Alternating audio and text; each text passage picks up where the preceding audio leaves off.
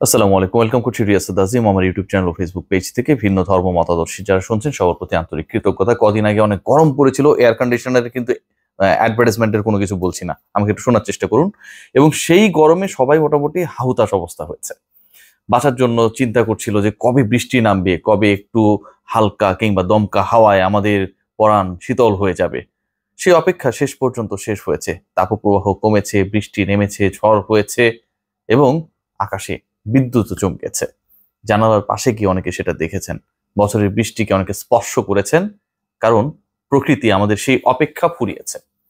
লিটন কুমার দাস তিনি কখনো একটা ভালো ইনিংস খেললে এরপর যে একটা অপেক্ষা তৈরি হয়, নিরন্তর অপেক্ষা, মহাবিশ্বের মতো প্রতি সেকেন্ডে, প্রতিনিয়ত, প্রতি মাইক্রো সেকেন্ড, পিকো সেকেন্ডে প্রসারিত হচ্ছে। এর গন্তব্য কোথায় কেউ জানে না। লিটনের একটা ভালো ইনিংস খেলার পর পরেরটা কবে আসবে, সেই অপেক্ষা কবে ফুরবে, সেটাও কেউ জানে না। সেই অপেক্ষায় রয়েছে Bangladesh team management. Bangladesh team management এমন এক অপেক্ষায় রয়েছে যেখানটায় লিটন অনেকটা তার উইকেট বিলিয়ে দিতে যেভাবে ক্রাইম করেছেন বলা চলে, লাস্ট ম্যাচে, টেস্ট ম্যাচে নেমে 4 উইকেট হারাবার পর ডাউন দ্য উইকেটে গিয়ে প্রথম বলে আউট হয়ে গেছেন। তারপরও যখন সেই ক্রিকেটারকে বিবেচনা করা হয় জাতীয় দলে, বিশ্বকাপে, এর থেকে দুঃখজনক আর কি হতে পারে। অপেক্ষা কবে শেষ হবে, সেই অপেক্ষা শেষ হবার অপেক্ষায় সবাই। একটা সময় বলা হতো, খুব ইন্টারেস্টিং একটা ফ্যাক্ট আপনাদের সাথে শেয়ার করি, যে লিটন তার খেলাটা খেলতে পারেন না, মনে করে দেখুন। এবং সেই খেলতে না পারার অন্যতম কারণ হচ্ছেন তামিম ইকবাল খান। তামিম যেভাবে অ্যাঙ্করিং রোল প্লে করেন ন্যাশনাল টিমে ওপেনিং এ, সেটার কারণে লিটন তার সহজাত খেলা খেলতে পারে না। এখন তামিম ইকবাল খান তো হচ্ছে গত 4 বছরের টি-20 সেট আপের মধ্যেই নেই। সবশেষ যে টি-20 খেলেছিলেন সেটা খেলেছেন 2020 সালের মার্চ মাসে। হিসাব করলে 50 মাস ধরে তিনি কোনো আন্তর্জাতিক টি-20 খেলেন নাই। সো লিটন কুমার দাস এই যে 50 মাসে এতগুলো ম্যাচেস খেলেছেন, এতবার তিনি সুযোগ পেয়েছেন, সেই লিটন কুমার দাস এখন কোন প্রেসারে পারেন না?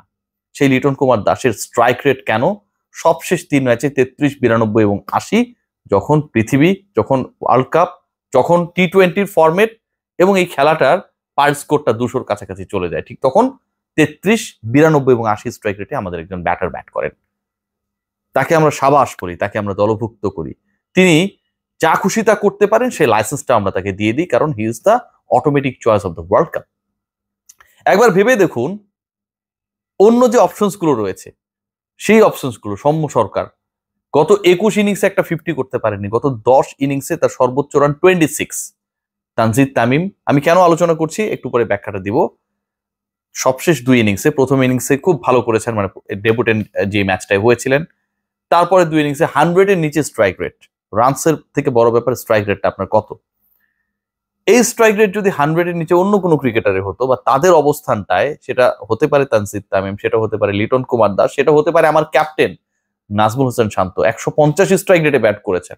সবাই যখন 92, সবাই যখন 80, 33-এ ঘোরাঘুরি করছিলেন, ঠিক তখন নাজমুল শান্ত স্ট্রাইক রেট 150, কিন্তু তিনি এটা করেছেন 4 বলে 6 রান করে আউট হয়ে গিয়ে, মানে 4টা বল মাত্র টিকতে পেরেছেন, 6 রান করেছেন, স্ট্রাইক রেট 150। এই সিচুয়েশনটা যদি অন্য কারো হতো, অন্য কারো বেলায়, Bangladesh team management, selection panel, যারা রথী মহারথী, যারা বড় বড় জায়গায় রয়েছেন বড় বড় সিদ্ধান্তগুলো নেওয়ার জন্য, তারা কি সেটা সহ্য করতেন? করতেন না।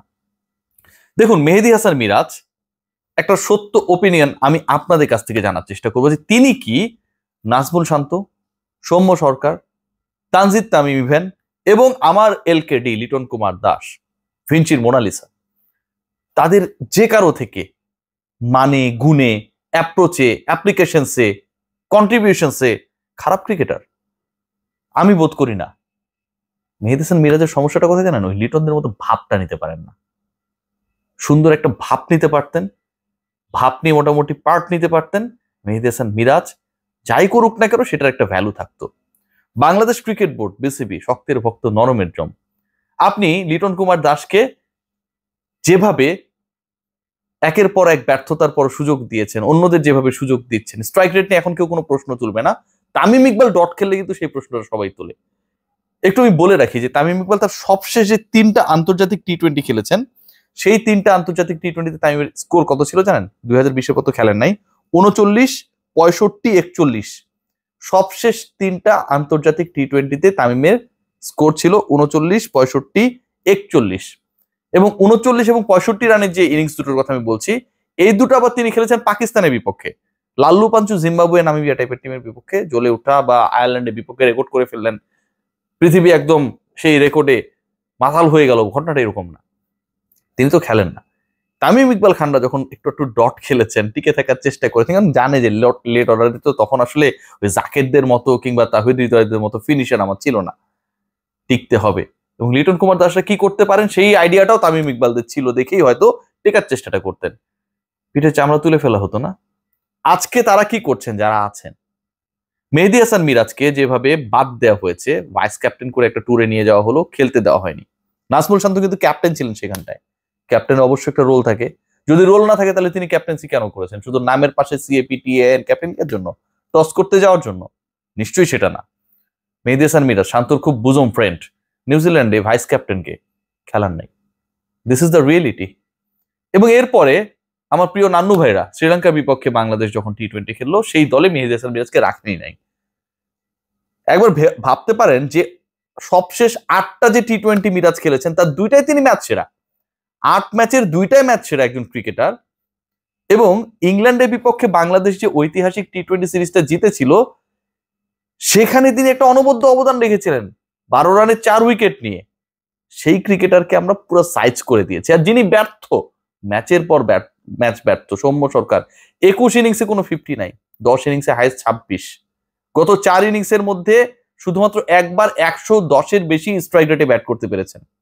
লিটন কুমার দাসের সবচেয়ে ইনিংসগুলো সবার মুখস্থ হয়ে গেছে, ছোটবেলায় পড়তাম না, আম পাতা জোড়া জোড়া মারবো চাবুক চড়বো করা, এভাবে মুখস্থ হয়ে গেছে। নাজমুল হোসেন শান্ত কি করছেন, 150 স্ট্রাইক রেটে তিনি ব্যাট করছেন ঠিকই, কিন্তু কত বলে কত রান সেটাও সবার মুখস্থ হয়ে গেছে। তারা ম্যাচের পর ম্যাচ সুযোগ পাবেন, তাদেরকে টেক কেয়ার করা হবে, তাদেরকে চান্সেস দেওয়া হবে এবং ফ্রি লাইসেন্স দিয়ে দেওয়া হবে, তোমরা যা খুশি করতে পারো, your position is settle to the national team.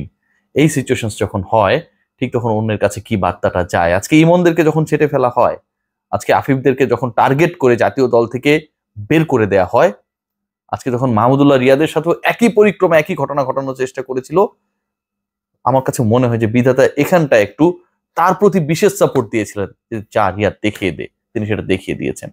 বাকিদের বেলায় যেটা হয়েছে, তামিম ইকবালের বেলায় যেটা হয়েছে, পারভেজ ইমনের বেলায় যেটা হলো, মেহেদী হাসান মিরাজের ব্যাপারে ইস্যুতে যেটা হয়েছে, এর থেকে দুঃখজনক আর কি হতে পারে? কিছুদিন আগে ক্রিকেট বোর্ডের শীর্ষ পর্যায় থেকে বলা হয়েছে মিরাজ কেন নেই। বক্তব্য, এই প্রশ্ন যখন করা হয়েছিল, অ্যান্সারটা ছিল এরকম যে আমাদের তো সব ক্রিকেটারকে সব ফরম্যাটে খেলালে চলবে না, কারণ কিছু ক্রিকেটারকে আমাদের কম কম ফরম্যাটে খেলাতে হবে, অন্তত 2টা ফরম্যাটে যেন খেলাতে পারি, যেন আমরা ঘুরিয়ে ফিরিয়ে খেলাতে পারি। মানে দারুণভাবে একটা ব্যাখ্যা দেওয়া হয়েছে, সব ক্রিকেটার সব ফরম্যাটে আমরা খেলাবো না, ইচ্ছে কিন্তু খেলাবো না, ক্রিকেটারদের টেক কেয়ার করার জন্য। ভাই, আপনার টিমের নাই প্লেয়ার, আপনার টিমের নাই পারফর্মার, আপনার টিমের ওপেনিং ব্যাটসম্যান যে কাণ্ড কারখানা করে আউট হইতেছে ম্যাচের পর ম্যাচে, আপনার টিমের ক্যাপ্টেনের যে পারফরমেন্স, সেখানটায় যখন এরকম কথা বলি আমরা, তখন মনে হয় কি, যিনি কথা বলেন বা যার কথা আমরা শুনি, his management part of Australia, India, south Africa, England, Pakistan, like those teams, not from Bangladesh.